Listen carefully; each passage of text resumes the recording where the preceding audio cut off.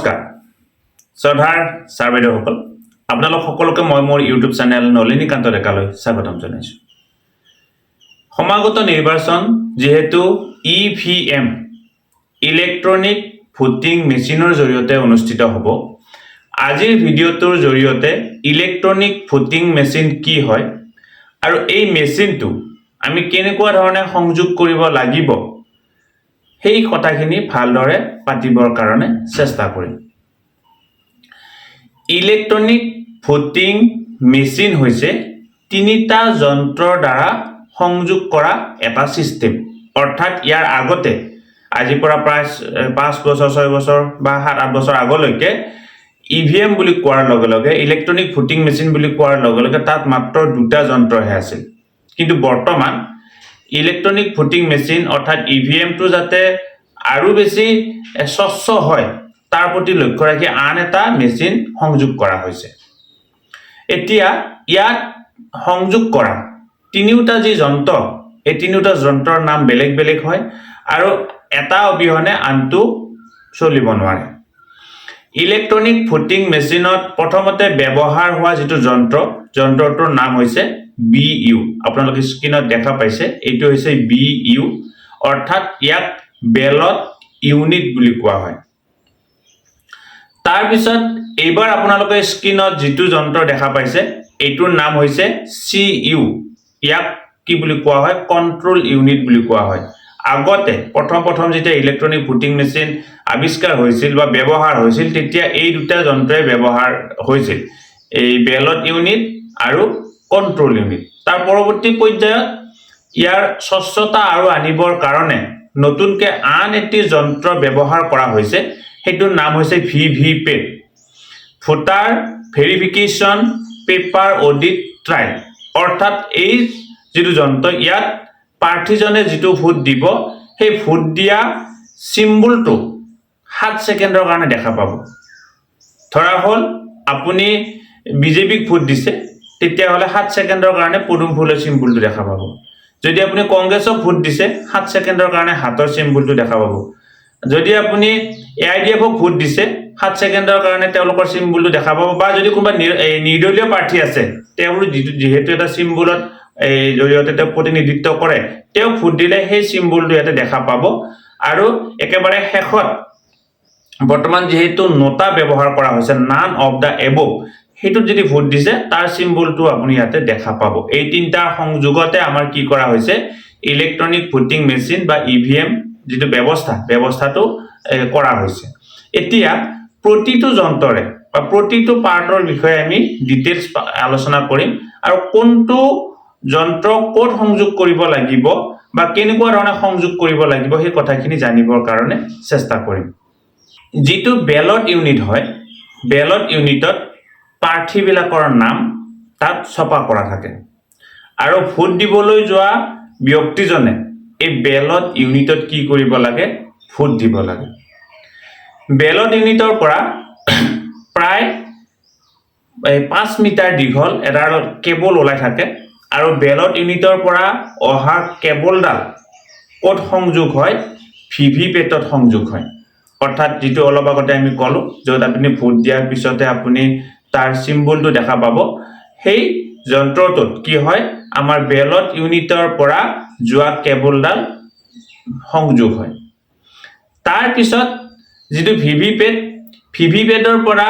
আন এডাল কেবল ওলাই সেই কেবলডাল গৈ কোড সংযোগ হয় কন্ট্ৰোল ইউনিটত সংযোগ হয় এতিয়া প্ৰথমতে আমি বেলট ইউনিটৰ কথাটো গম পালো বেলট ইউনিট হৈছে এটা যন্ত্ৰ যত আমাৰ যেসকল এই ভোট দিবলৈ অহা ব্যক্তিসকলে ভোট দিব পাৰিব আৰু ভোট দিয়াৰ পিছত তাত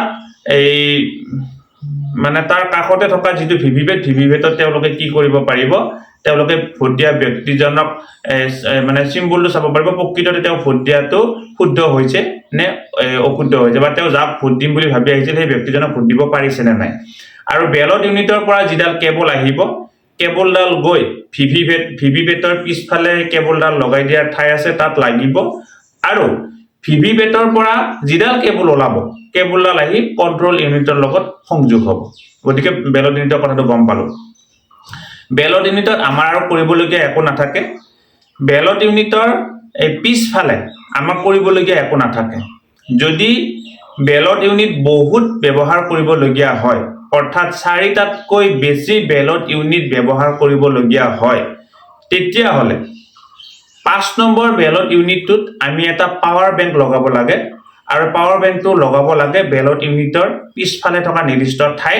আৰু তাৰ কাৰণে নিৰ্দিষ্ট ঠাই আছে কিন্তু আমাৰ যদি এটা বেলট ইউনিট ব্যৱহাৰ হৈছে তাত পাৱাৰ বেংকৰ কথা নাই দুটা বেলট ইউনিট ব্যৱহাৰ হৈছে পাৱাৰ বেংকৰ কথা নাই তিনিটা বেলট ইউনিট ব্যৱহাৰ হৈছে পাৱাৰ বেংকৰ কথা নাই চাৰিটা বেলট ইউনিট ব্যৱহাৰ হৈছে পাৱাৰ বেংকৰ কথা নাই যদি পাঁচটা বেলট ইউনিট ব্যৱহাৰ হৈছে তেতিয়া হলে 5 নম্বৰ বেলট ইউনিটত কি কৰিব লাগিব এটা পাৱাৰ বেংক পিছফালে লগাব লাগিব সচৰাচৰ আমাৰ তেনেকুৱা ধৰণৰ ঘটনা সংঘটিত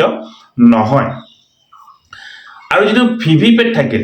ভিভিপেটৰো পিছফালে এটা বেটাৰী আছে এই বেটাৰীটো নিৰ্দিষ্ট সময়ত এই যেতিয়া আপোনালোকে মেটেৰিয়েল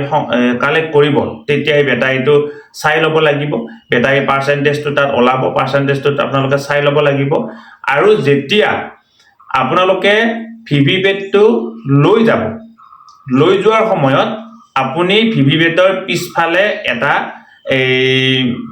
মানে কাৰ্চিনৰ দৰে এটা সুইচ আছে এই সুইচটো আপোনালোকে সদায় হৰাইজেন্টাল কৰি লৈ যাব যেতিয়া ভিভিপেটটো ওয়াৰ্ক কৰিবলগীয়া হ'ব অৰ্থাৎ কাম কৰিবলগীয়া হ'ব ব্যৱহাৰ কৰিবলগীয়া হ'ব তেতিয়া এটো আপোনালোকে ভাৰ্টিকেল কৰি দিব গতিকে এটো আপোনালোকে মন কৰিব যে ভিভিপেটটো ওয়াৰ্কিং হৈ থাকিবলৈ হলে তাৰ সুইচটো ভাৰ্টিকেল হিচাপে থাকিব লাগিব আৰু ভিভিপেটটো কাম নকৰা অৱস্থাত এনে থাকিবলৈ হলে হৰাইজেন্টাল অৱস্থাত থাকিব লাগিব অৰ্থাৎ আপোনালোকে লৈ যাওতে গাড়ীত বিভিন্ন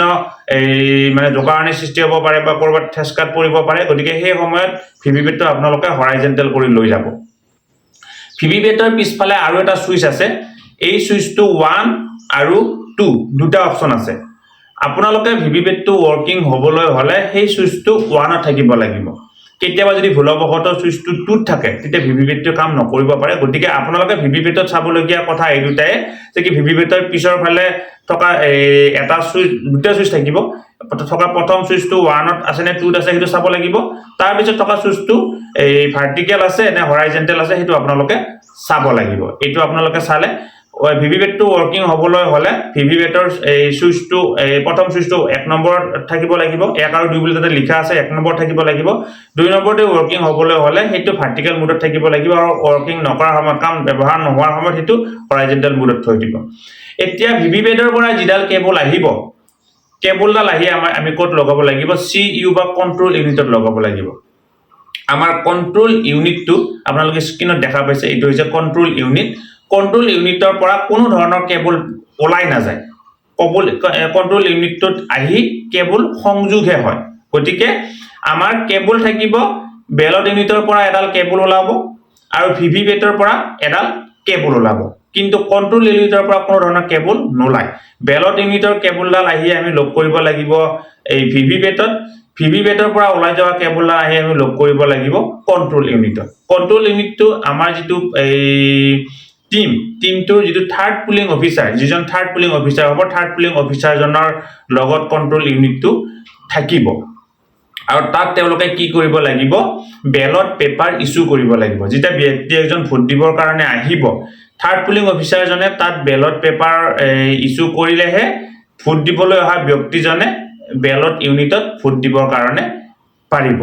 এটা কন্ট্ৰোল ইউনিটটোক আকৌ তিনটা পাৰ্টত ভাগ কৰি লোৱা হৈছে সেই কথাটো আমি জানিব লাগিব পৰৱৰ্তী পৰ্যায়ত আমি ডিটেইলছ ভিডিও প্ৰস্তুত কৰিম কন্ট্ৰোল ইউনিটক লৈ গতিকে সংযোগৰ কথাখিনি আপোনালোকে ইতিমধ্যে গম পালে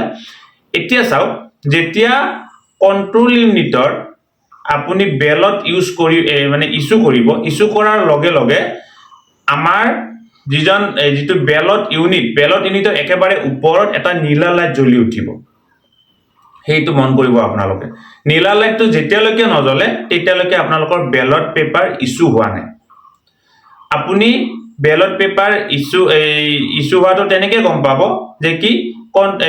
কন্ট্ৰোল ইউনিটত বেলট পেপাৰ ইস্যু কৰাৰ লগে লগে বেলট ইউনিটত এটা গ্ৰীন লাইট জ্বলি উঠিব আৰু এই গ্ৰীন লাইটটো জ্বলি উঠাৰ লগে লগে ভোট দিবলৈ অহা ব্যক্তিজনে ভোট দিব পাৰিব তেও ভোট দিয়াৰ লগে লগে এটা সৰুকে সাউন্ড হ'ব আৰু সাউন্ড হোৱাৰ লগে লগে ভিভিপেটত তেও কাক ভোট দিলে সেই ব্যক্তিজনৰ সিম্বলটো দেখা পাব লগে লগে তাত এটা ৰঙা লাইট জ্বলি উঠিব এইটো হৈছে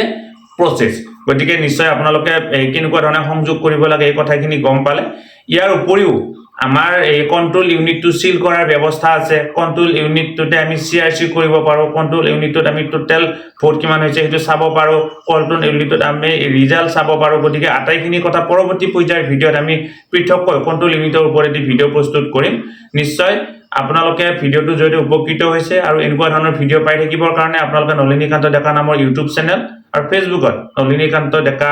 পেজ নামৰ পেজটো ফলো কৰি লব এনেকুৱা ধৰণৰ ভিডিঅ হ'ব আপোনালোকে নিয়মিতভাৱে পাই থাকিবৰ কাৰণে সক্ষম হ'ব সদা সাৰ্বেদসকল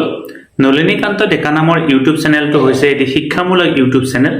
এই চেনেলটোৰ জৰিয়তে আমি শিক্ষক ছাত্ৰ ছাত্ৰী অভিভাৱক আৰু বিদ্যালয়ৰ কাৰণে উপযোগী কিছু ভিডিঅ প্ৰস্তুত কৰিবৰ কাৰণে চেষ্টা কৰো আপুনি যদি আজি প্ৰথমবাৰৰ কাৰণে এই চেনেলটো চাইছে অনুগ্ৰহ কৰি চেনেলটো সাবস্ক্ৰাইব কৰিব আৰু অল নটিফিকেশন প্ৰেছ কৰি থব